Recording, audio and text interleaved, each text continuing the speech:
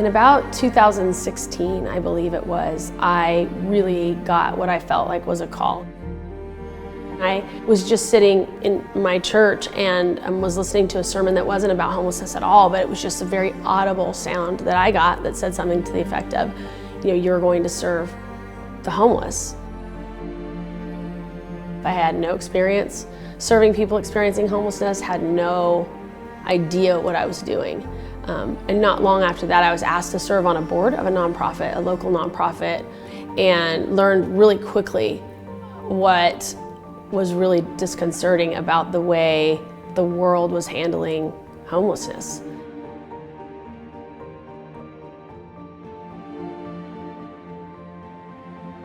And I was really troubled immediately about the things I was hearing. And it led me down a path of figuring out how we do this better. The overall goal of Salt and Light is to really create a safe space for people to feel like they belong, to give them dignity and worth and value where they haven't found that.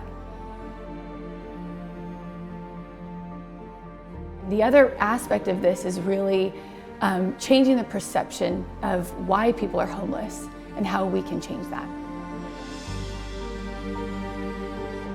We are not just placing folks in homes and expecting them to figure it out.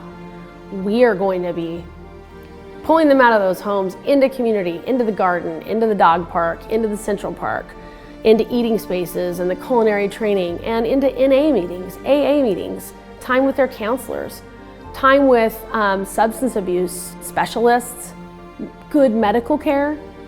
Our staff will be on site to help those relationships be facilitated and monitored so that we can really come beside each individual person with their personal needs so that we can help them return to purposeful work, have some skin in the game in their own healing, create some dignified income for themselves so they can have choice about the things they want to buy and the ways they want to live their lives. Our village will create that, and I think it's going to be healing not just for the people who live there, but for the people who serve there, who work there, and who donate to this project.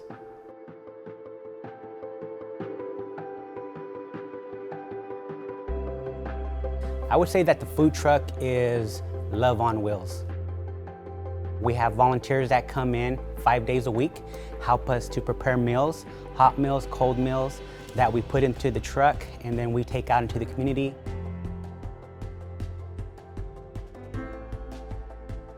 I would say that our main focus and goal of the food truck is to cultivate community through human-to-human and heart-to-heart relationships.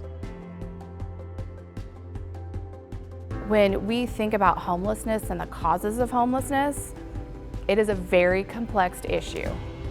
It's why we haven't been able to solve it. It's why it's one of the 12 grand challenges of the American Academy of Social Work and Social Policy. It touches our structural issues, it touches our systems, individual issues, like all of that plays into the causes of homelessness. If there was one reason that caused homelessness, we would have solved it years ago, right? There's definitely a lack of resources in our area for addressing the homelessness issue. And a lot of times we try to say this is a law enforcement issue, and parts of it are, but most of it is not. This really takes a community to come around and wrap our arms around people who are experiencing homelessness. What we're lacking here is resources to really address the problem comprehensively, and Salt and Light provides one of those key resources, and that's a permanent housing solution that provides dignity to our neighbors and gives them an opportunity to heal and get out of chronic homelessness.